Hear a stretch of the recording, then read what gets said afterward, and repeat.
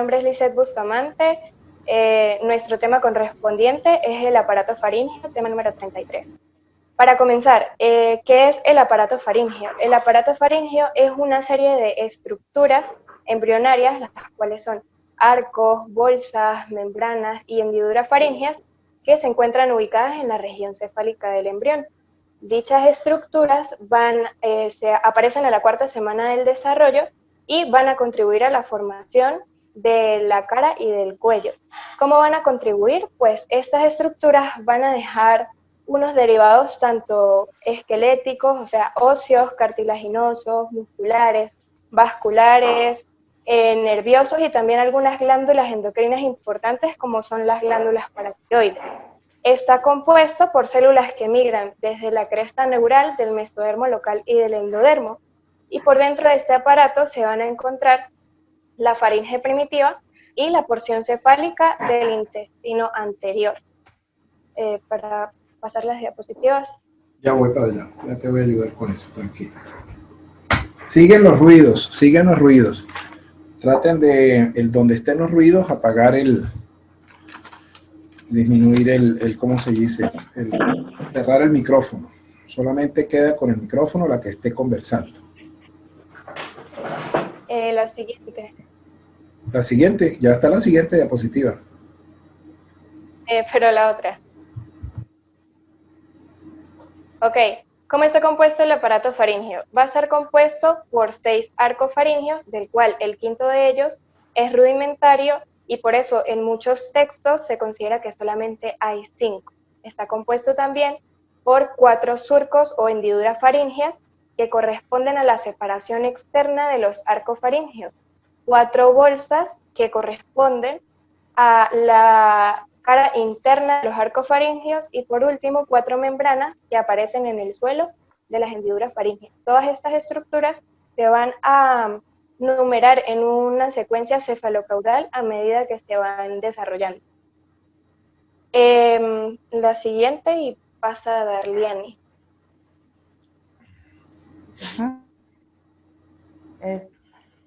¿Me escuchan? Sí, claro, Darliani, adelante.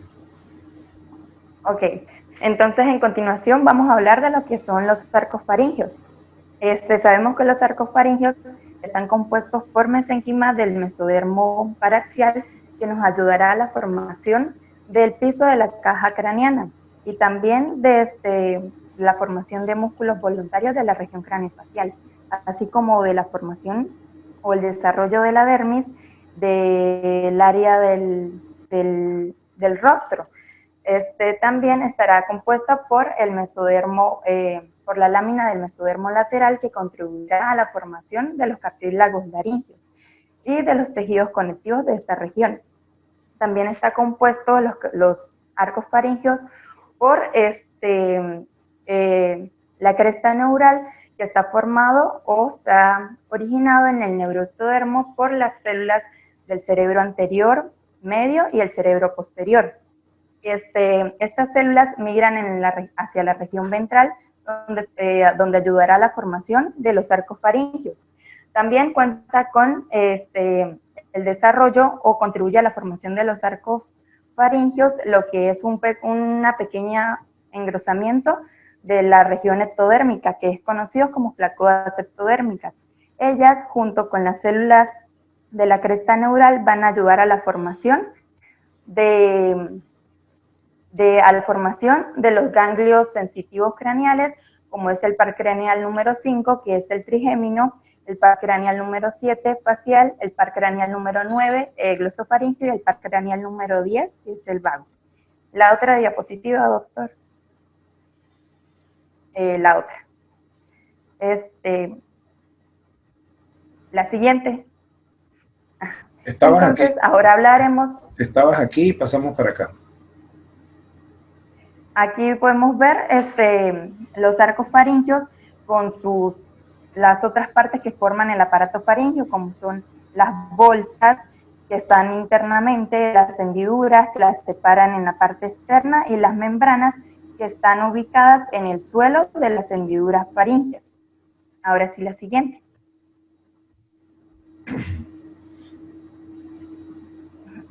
Continuamos con el primer arco faríngeo. El primer arco faríngeo nos dará origen a tanto parte cartilaginosa, muscular, nerviosa, y nos dará el origen a una arteria, que es la arteria propia de este arco faríngeo. En la parte cartilaginosa nos dará origen al cartílago de Meckel.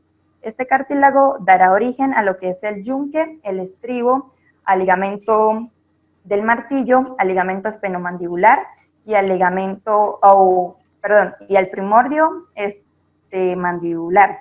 También dará origen a lo que es el proceso maxilar, con la formación del maxilar, el cigomático y la porción escamosa del temporal.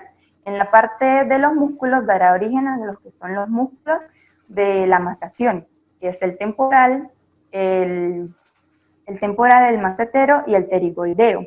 Además de los músculos mieloideo, el vientre anterior del digástrico y el músculo del martillo o tensor del tímpano y el tensor del velo del paladar. En la parte nerviosa nos dará origen el nervio número 5, el nervio trigémino, en su porción o en su rama mandibular, será la encargada de inervar este arco. Y en cuanto a las arterias, serán las arterias carótidas externas y la arteria maxilar. Continúa Tomás.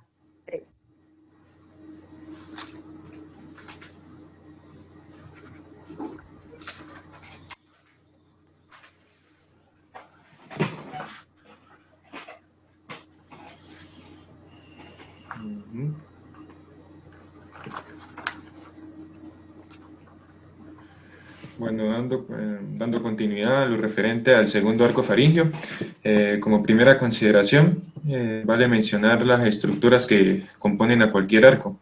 Cualquier arco...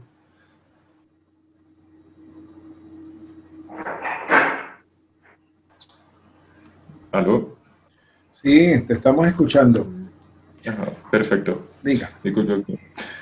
Como cualquier estructura, como cualquier arco faríngeo, se encuentra compuesto primeramente por una rama arterial, denominada de tal manera, ya que proviene de del primer circuito arterial primitivo. Va a ser una anastomosis con el sistema aórtico posterior. Asimismo, también tiene como componente cartílago, una estructura nerviosa, la cual va a brindar la inervación a los músculos posteriormente, y una estructura que va a facilitar el desarrollo biogénico. Respectivamente, el segundo arco faríngeo, también denominado arco facial o arco de Haeckel, en relación a su cartílago o al nervio que origina, podemos primero mencionar las estructuras que de allí se componen. A nivel nervioso nos encontramos lo que habrá de ser el nervio facial, inervando las estructuras musculares, tales como los músculos mímicos, el músculo estapedio, que forma parte del sistema auditivo, y el músculo estiloideo.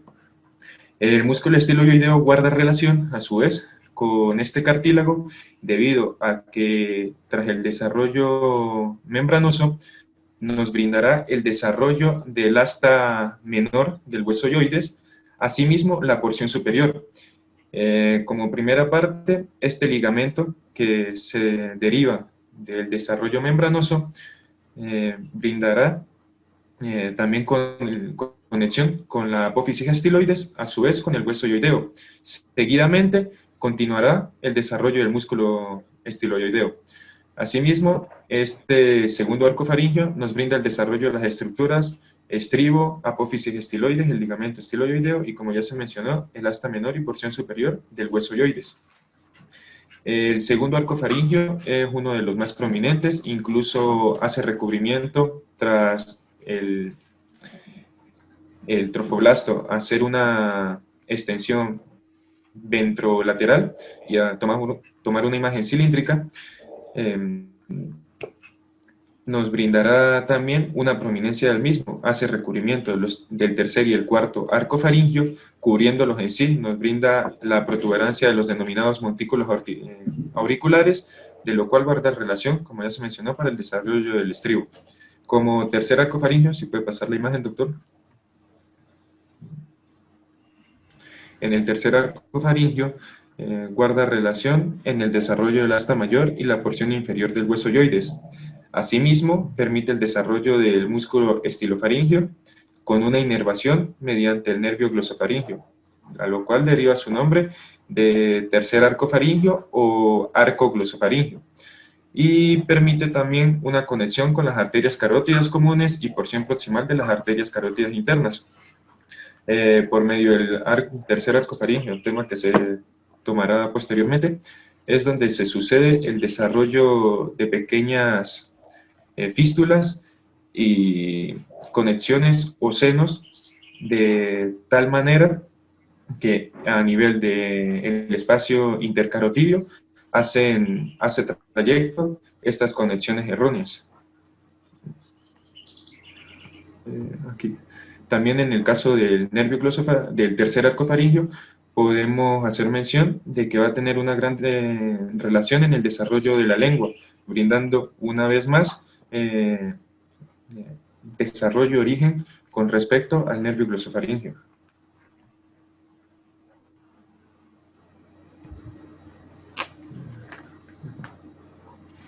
Bien, el cuarto arco faríngeo va a dar unos derivados cartilaginosos al fusionarse con el sexto arco faríngeo. ¿Qué es lo que va a formar? Va a formar el cartílago de la laringe, excepto la epiglotis, es decir, el tiroides, cricoides, aritenoides, cumiculado y cuneiforme. Por otro lado, la epiglotis se va a desarrollar a partir del mesénquima de la eminencia hipofaríngea, la cual es una prominencia de la faringe embrionaria que va a proceder del tercer y del cuarto arco faríngeo. ¿Sí me escuchan? Sí, claro, muy bien, adelante. Sí. Derivados musculares.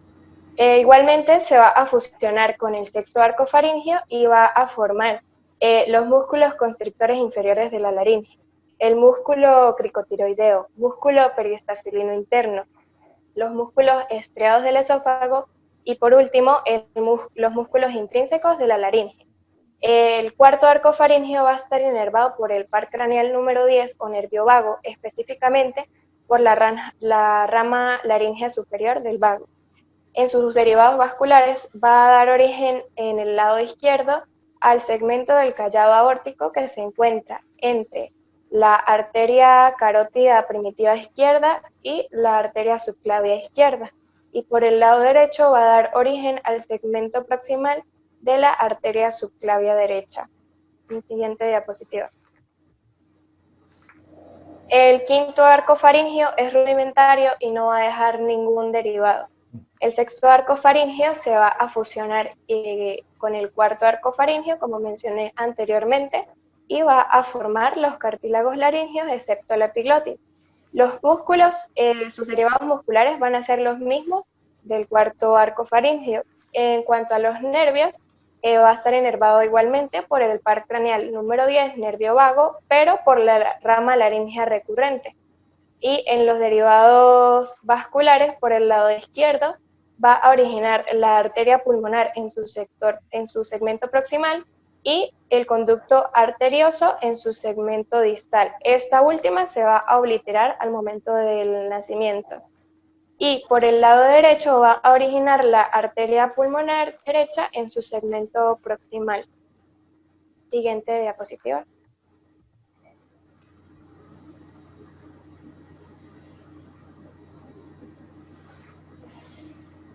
Las hendiduras faríngeas va a proseguir Darliani.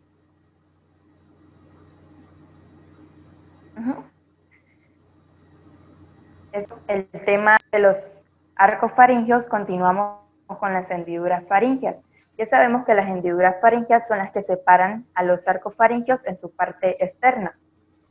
El embrión de 4 y 5 semanas presenta 4 hendiduras, pero solo una de estas hendiduras dará origen a estructuras posteriores al nacimiento.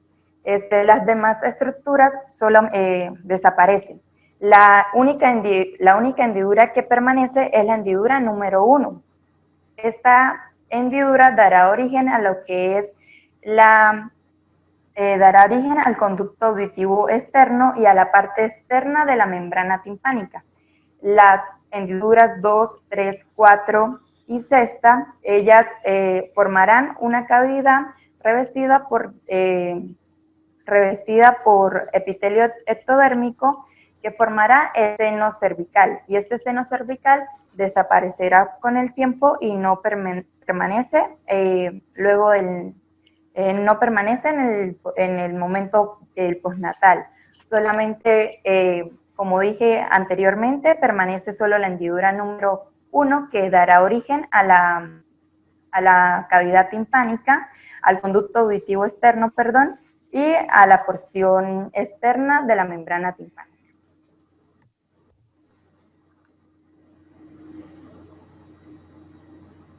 Darliani apagó eso, ya, perfecto.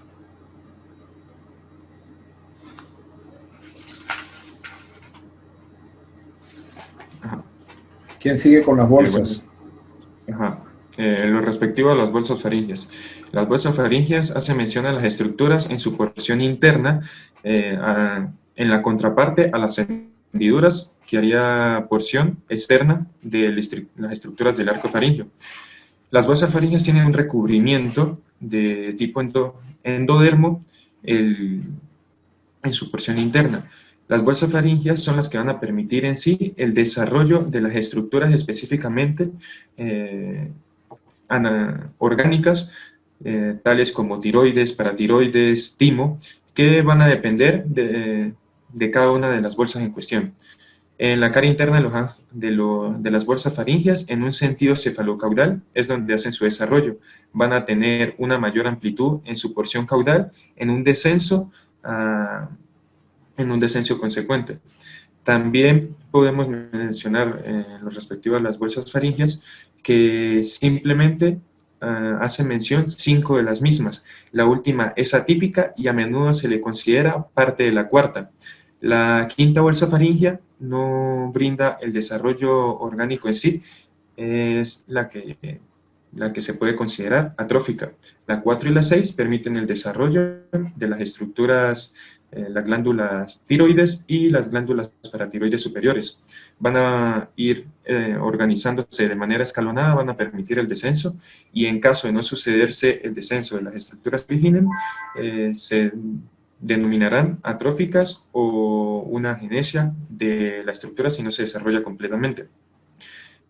Tenemos una estructura, primera bolsa faríngea, que nos va a originar la bolsa timpánica, la trompa de Eustaquio, el revestimiento interno del tímpano y el antro mastoideo. Una segunda bolsa faríngea que va a brindar las fosas y criptas amigdalinas y la amígdala en cuestión. También nos va a brindar el recubrimiento de esta amígdala al hacer un abordaje faríngeo. Siguiente diapositiva.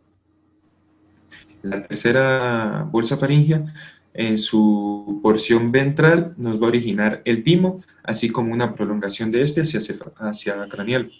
En su porción dorsal nos brinda el origen de las paratiroides inferiores. La tercera bolsa faríngea, recalco, va a realizar un descenso de las estructuras que genere, tras la cuarta bolsa originar el paratiroides superior, así como la estructura de la glándula tiroides. También en esta cuarta bolsa faríngea hace origen un órgano de tipo conductual llamado palato-nasal, que posteriormente hace una atrofia. Y en la quinta bolsa faríngea, como último, nos brinda las células parafoliculares de la tiroides, que tienen relación a la producción y síntesis del calcio. Siguiente diapositiva.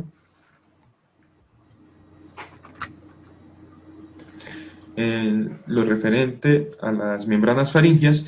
Las membranas faringias es la estructura en sí que envuelve cada una de estas. A nivel de las hendiduras, hacen una coalescencia que posteriormente van a hacer una anastomosis de estructuras. Aparecen en el suelo las 4 hendiduras faringias. Estas membranas se forman en la unión del ectodermo junto con el endodermo a nivel de la bolsa. Al poco tiempo, el mesénquima se infiltra y separa el endodermo de las bolsas y el ectodermo de las hendiduras. Solamente hay un par de membranas que contribuyen a la formación de las estructuras en el adulto. Por la de mayor importancia es la primera membrana, la cual va a permitir el desarrollo de la membrana timpánica, guardando relación con lo que posteriormente se denominará conducto membranotimpánico. A nivel del sistema auditivo. Siguiente diapositiva. Siguiente, doctor. Dentro de las anomalías de las membranas faríngeas que hace mención, como primera tenemos la fístula cervical o branquial. Como se mencionó al inicio, guarda relación específicamente con el tercer arco faríngeo. Es un conducto anómalo que se abre internamente en el seno de las amígdalas y externamente en la parte lateral del cuello. Normalmente se suele ubicar en la porción anterior del músculo esternocleidomastoideo. Es muy reconocible en el periodo de lactancia debido a que el nato realiza una supuración portal del conducto de una sustancia tipo mucosa. Es de fácil reconocimiento. Tenemos otra que es la fístula del seno piriforme, la cual parece ser el resultado de la persistencia de los rectos del cuerpo último branquial en su trayecto hasta la glándula tiroides. Dentro de la organogénesis de la glándula tiroides se desenvuelve una estructura denominada último cuerpo branquial, la cual, si no degenera en sí, va a realizar una prominencia que podrá ser palpable y vista a nivel lateral del cuello. En este caso, en la imagen es posible observar, tanto en la primera como en la segunda, en primera instancia, la fístula cervical, que incluso ha de determinarse si es una fístula completa o incompleta a nivel externo en conexión faríngea. Y en la segunda podemos observar la fístula que desarrolla, que puede sucederse en tipo quiste o simplemente una prominencia, como ya dije, ante la persistencia de los restos del cuerpo último branquial. Siguiente. Los quistes cervicales son restos de diversas partes del seno cervical, de la segunda hendidura faríngea o de ambos pueden persistir. El segundo cuerpo faríngeo es el más prominente dentro de los 4 pares, el cual hace un recubrimiento del tercero y del cuarto. Si no degenera en sí y no permite la correcta organogénesis, puede quedar porción de su estructura, desarrollando un quiste esférico o alargado. Normalmente se suele ubicar en la porción lateral del cuello o en el ángulo de la mandíbula. Incluso pues, algunos pueden realizar una fístula externa que también, al igual que una fístula braquial, desarrollaría la secreción de una sustancia mucosa. Como cuarta anomalía, los vestigios branquiales, que son la aparición de los restos cartilaginosos u óseos de los cartílagos de los arcos faríneos bajo la piel, en la parte lateral del cuello. En algunas instancias se puede confundir o denominar también como porción de apófisis laterales de las vértebras supernumerarias. Normalmente son estructuras cartilaginosas no dolorosas, pero que se llevan a extracción por métodos quirúrgicos. Suelen hacer presencia ante el tercio inferior del músculo esternocleidomastoideo. Siguiente. Síndrome del primer arco faríngeo. El síndrome del primer arco faríngeo es el desarrollo anómalo de los componentes del primer arco faríngeo. Esto va a originar diversas anomalías congénitas en ojos, oídos, mandíbula y paladar. Es el resultado de la migración insuficiente de las células de la cresta neural hacia el primer arco durante la 4ª semana. Va a presentarse en 2 manifestaciones clínicas principales. La primera es el síndrome de Treacher-Collins, en el cual se va a observar una hipoplasia malar, es decir, un desarrollo insuficiente de los huesos cigomáticos de la cara, asociadas con fisuras palpebrales de descenso diagonal, defectos en los párpados inferiores, deformidades en las orejas y en ocasiones alteraciones en oído medio. El gen TCOF1, que es Treacher-Collins Branches Type 1, va a secretar una proteína llamada Trickel, que va esta misma, a su vez, es la encargada de la biogénesis de ácido ribonucleico y va a contribuir a la formación de los huesos y cartílagos de la cara. Entonces, la mutación de este gen se asocia al síndrome de Treacher-Collins. También se encuentra la secuencia de Pitt-Robin como segunda manifestación clínica, que se asocia a una hipoplasia de la mandíbula, a un paladar hendido y defectos en ojos y oídos. Muchos de estos casos son esporádicos. El defecto iniciador es una micrognatia, que es una mandíbula muy pequeña que va a dar lugar al desplazamiento de la lengua hacia una ubicación posterior. ¿Qué es lo que esto va a generar? La obstrucción de la fusión de los procesos palatinos y va a dar como un resultado un paladar hendido bilateral. Siguiente diapositiva.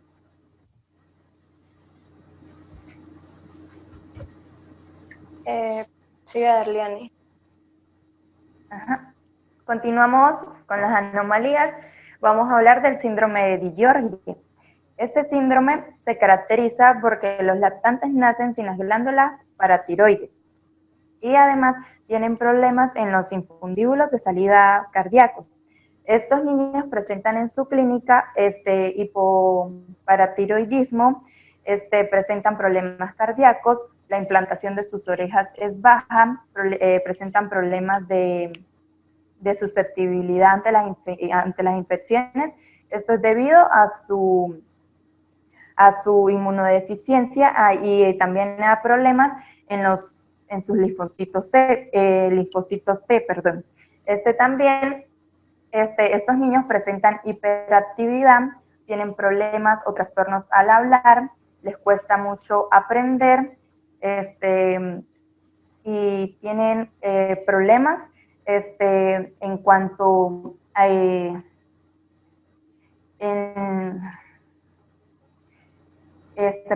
tienen hipoplasia tiroidea, tienen también un defecto en la boca, y como ya mencioné anteriormente, sus orejas son de implantación baja.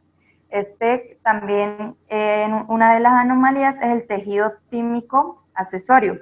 Esto es que en el cuello puede persistir una parte del timo en el cuello. A menudo es en la proximidad de las glándulas paratiroides inferiores. Esto se debe a que en el momento del desarrollo hay una división y por eso es su persistencia luego del nacimiento. La siguiente diapositiva.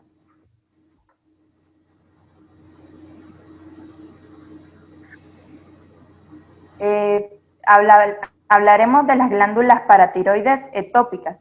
Esto quiere decir que las glándulas paratiroides se implantan en lugares inusuales, como lo son dentro de la vaina carotidia y raramente también en la submucosa del esófago y también en la hipofaringe.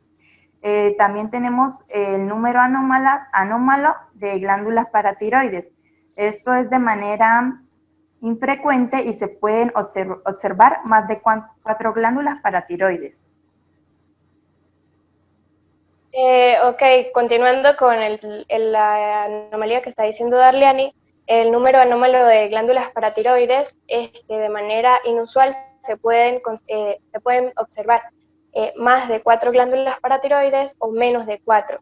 Las glándulas paratiroides supernumerarias se originan cuando los primordios se dividen, los primordios originales de las glándulas paratiroides se dividen, pero la ausencia de una glándula paratiroides se debe a la falta de diferenciación de uno de los primordios o a la atrofia de una glándula en el periodo de desarrollo. Y por último, para completar uno de los temas que dijo Tomás, que es de las bolsas faríngeas, las bolsas faríngeas tienen un revestimiento epitelial endodérmico que van a dejar unos órganos importantes en la región de la cara y del cuello. Yo se los voy a explicar, que es, por ejemplo, en la primera bolsa faríngea, se extiende y va a aparecer un receso tubotimpánico alargado. este receso tubotimpánico va a hacer contacto con la primera hendidura faríngea y así va a dar origen a la membrana timpánica o tímpano. La cavidad de este receso tubotimpánico se va a convertir en la cavidad timpánica y en el antro mastoideo, y la conexión que existe entre este receso tubotimpánico con la faringe va a formar, o sea, se va a alargar paulatinamente y va a formar en última instancia la trompa de Eustaquio.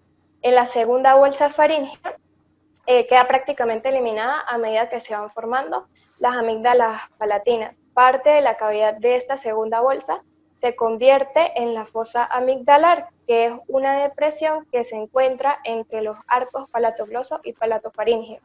El endodermo de la segunda bolsa crece hacia el mesénquima subyacente y la parte central de esta zona en crecimiento se va a fragmentar y va a formar las criptas amigdalares, que son depresiones similares a pequeñas fosas. El endodermo de esta bolsa también va a generar el epitelio de superficie y el revestimiento de las criptas amigdalares, y a las 20 semanas de desarrollo el tejido el mesénquima que rodea a las criptas se va a diferenciar en tejido linfoide, que se va a organizar luego en los nódulos linfáticos de las amígdalas palatinas. En la tercera bolsa faríngea, que es la siguiente diapositiva, ella va a originar dos órganos, uno en la región ventral y uno en la región dorsal. A la sexta semana de vida intrauterina, el epitelio de cada parte vulvar dorsal se va a diferenciar en una glándula paratiroides, y por su parte, en la región ventral, el epitelio de las porciones centrales alargadas de la bolsa prolifera y va a ocupar esta cavidad. Este tejido se va a juntar en un plano medio y va a formar el timo. Este órgano linfático se va a mantener durante toda la vida de manera discretamente encapsulado como los vestigios del timo. Como mencionó Tomás, el timo y las glándulas paratiroides se van a separar por completo de la faringe a medida que el encéfalo se desplaza a la región craneal, y por otra parte la faringe y los órganos cardíacos se desplazan hacia una región más caudal. Y en una última instancia, estas glándulas paratiroides inferiores se van a separar del timo y van a quedar ubicadas en la porción dorsal de la glándula tiroides. En la cuarta bolsa faríngea igualmente se van a originar dos estructuras, una en la región ventral y una en la dorsal. En la región dorsal se va a originar las glándulas paratiroides superiores, que al igual que las anteriores se van a ubicar en la porción dorsal de la glándula tiroides, y en la región ventral se va a formar el cuerpo último faríngeo, que es como un ramo de células parafoliculares de la tiroides. Y la quinta bolsa faríngea es atípica y a menudo se considera parte de la cuarta bolsa, ya que su derivado es el mismo de ella. Bien. ¿Finalizaron? Doctor. Ajá. A su vez también, tras el origen de las estructuras orgánicas que hacen vida después de la división a nivel de las bolsas faríngeas, en el caso de la tercera y cuarta, así como segunda, se puede hacer mención que pueden desarrollar un origen patológico. En el caso de la que hace origen a las glándulas paratiroideas inferiores y tímicas, el timo puede realizar un descenso incompleto o dejar un vástago en su recorrido.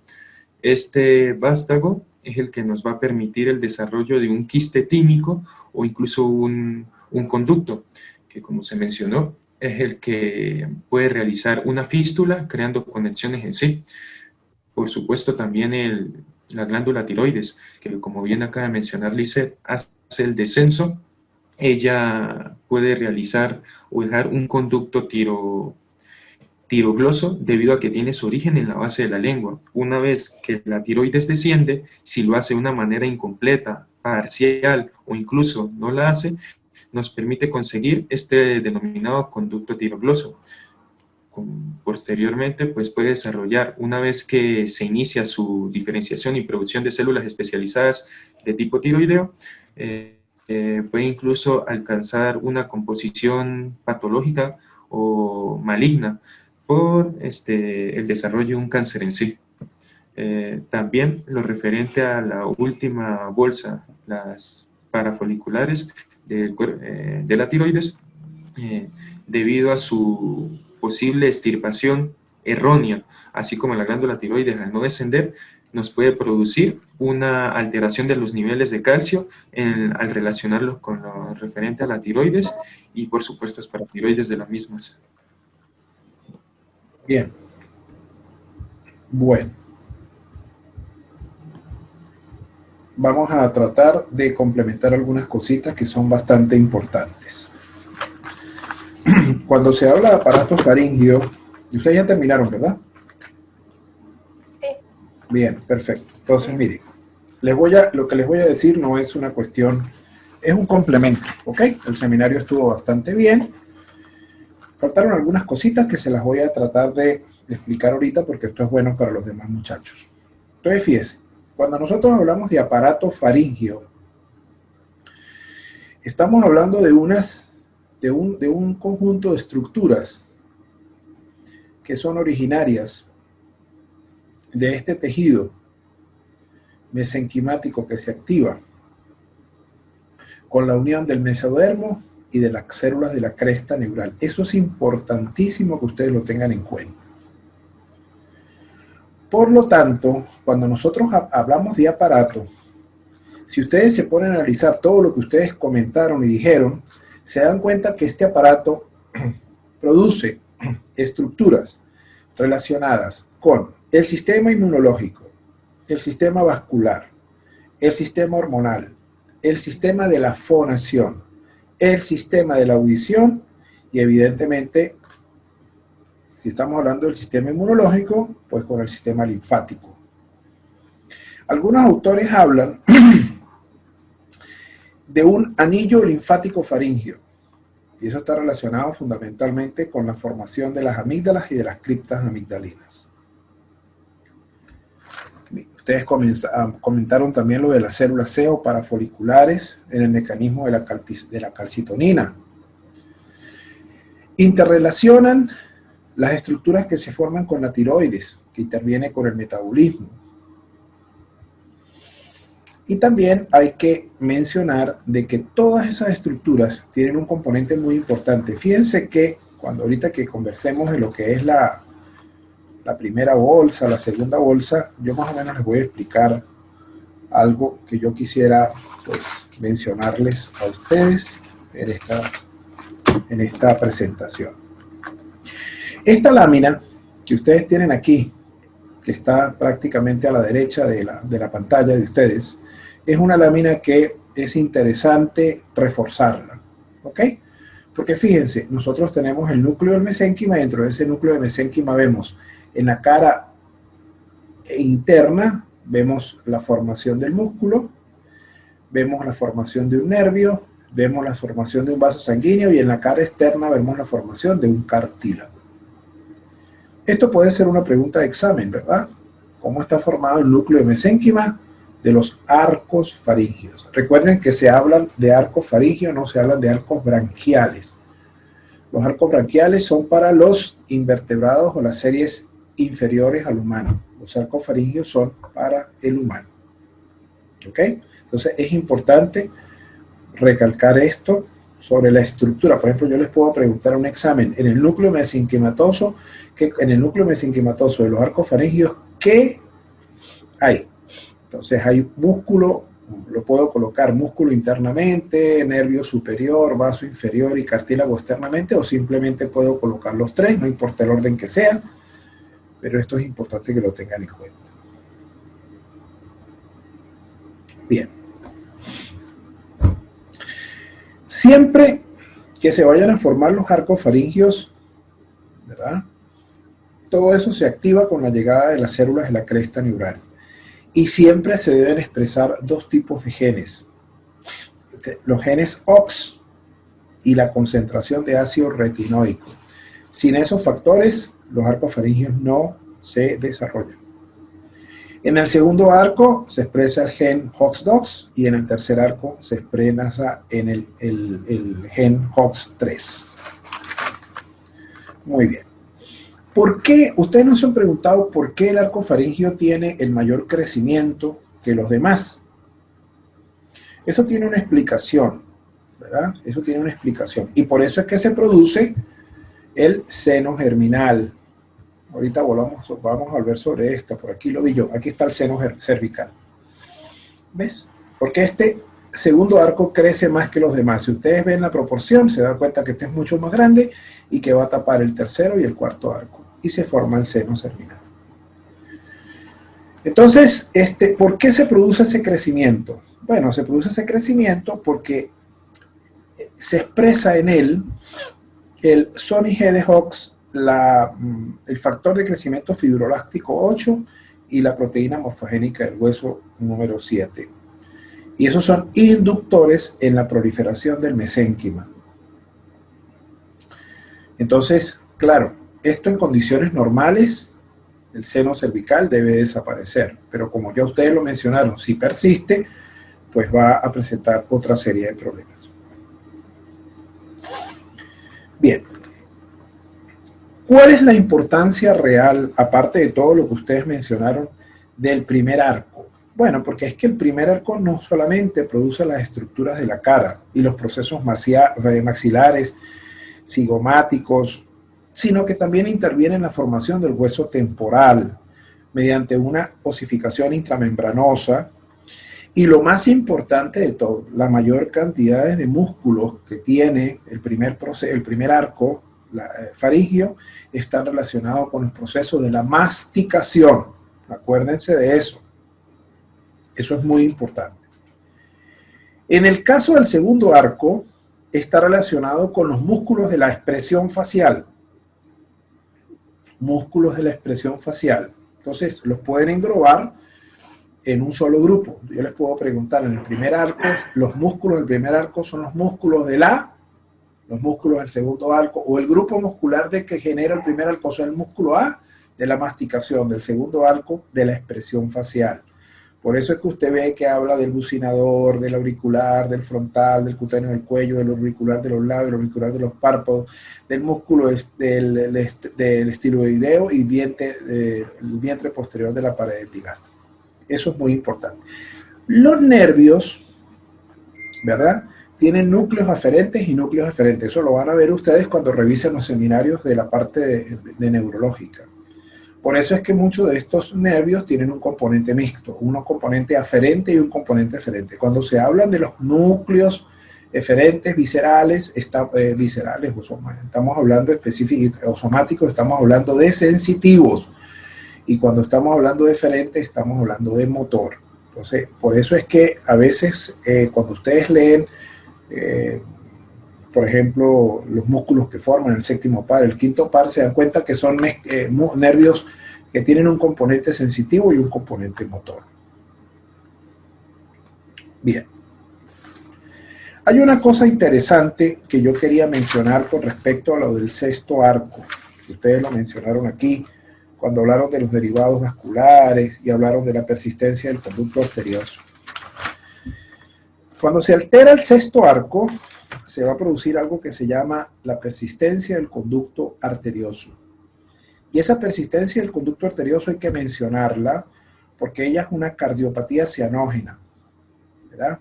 Cianógena. Entonces, es el defecto único más frecuente, que se encuentra en los recién nacidos y tiene un mayor porcentaje a nivel del sexo femenino. Es más peligroso si es más corto y más grueso. Ustedes que estudian enfermería se van a dar cuenta que se van a enfrentar a muchos casos con persistencia del conducto arterioso. Y bueno, y entonces ustedes se van a preguntar, ¿es corto, es largo, es grueso, es fino? Y van a saber más o menos el pronóstico y qué es lo que van a hacer. Normalmente, los que son cortos y gruesos siempre van para cirugía. Los que son largos y finos se puede hacer un tratamiento farmacológico o un cateterismo. Y la otra malformación que se produce cuando hay un defecto en el sexto arco faríngeo, estamos hablando de la coartación de la aorta. Bueno, con respecto a lo demás no tengo más que agregar porque se hizo la aclaración de la membrana timpánica, que era una derivada de la membrana timpánica, es derivado de la primera membrana timpánica, no es derivada de las bolsas, ¿no? Está bien, se hizo la aclaración del conducto auditivo externo, se hizo la aclaración de la apófisis mastoide, y bueno, y me parece que el seminario está bien estructurado, se hablaron de las cosas importantes, y bueno, yo de mi parte los felicito. Yo ahorita voy a tratar, dígame. Disculpe que lo interrumpa. También hace rato que usted estaba mencionando como primer punto en las estructuras que se encuentran en el núcleo de cada arco faríngeo, hizo mención de que los genes que más influían era tanto el HOTS como el ácido retinoico. Lo que estuve leyendo, tanto en el primero como el segundo arco, también tiene una gran importancia el factor de crecimiento fibroblástico, claro, ya que en su origen al cartílago de Meckel en el primero y en el de Haeckel en el segundo, pues inducen el desarrollo para el posterior origen de lo que vendría a ser tanto el maxilar como el mandibular. Asimismo, en lo que compete al ácido retinoico, claro, es de gran importancia en la aparición de la patología de labio y paladar hendido. Cuando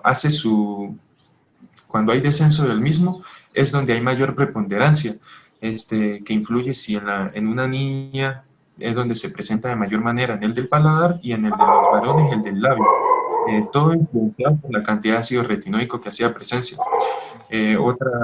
Otra cosa que quisiera preguntar, eso sí, cuando hizo mención de lo que es el conducto arterioso, pues sí, se desarrolla por la no retracción del sexto faríngeo, ¿cierto?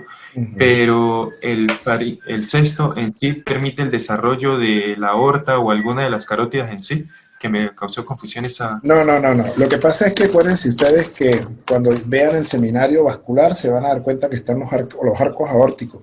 El primer arco, el segundo arco, el tercer arco. Bueno, eso tiene mucha relación con ellos en la relación. Eso no tiene nada que ver con la relación de la aorta. Simplemente que son estructuras que van a migrar y como están relacionadas con los arcos aórticos primitivos, pues entonces van a permitir o inducir la formación de esas estructuras. Ok, vale, gracias. Mire, hay una cosita que les iba a decir, por si acaso la leen, ¿no? Algunos autores dicen que puede existir, algunos autores hablan de una quinta bolsa faríngea y lo mencionan como el cuerpo último branquial o telebranquial. Algunos autores están mencionando de que eso puede ocurrir, ¿ok? Que eso puede ocurrir y que eso puede aparecer. Entonces yo se los digo por si acaso ustedes lo leen, pues para que se den cuenta, porque como aquí hablamos de que eso totalmente desaparece, pues yo también les quiero decir que en algunas ocasiones hay algunos autores que lo pueden mencionar, ¿verdad? Y que pueden hablar sobre eso, sobre un vestigio, sobre un cuerpo último branquial o telebranquial. ¿Ok? Y que supuestamente ese cuerpo último branquial o ese vestigio último branquial o telebranquial se puede diferenciar en las células C, que son las células parafoliculares de la tiroides. Tengan en cuenta eso. ¿Ok?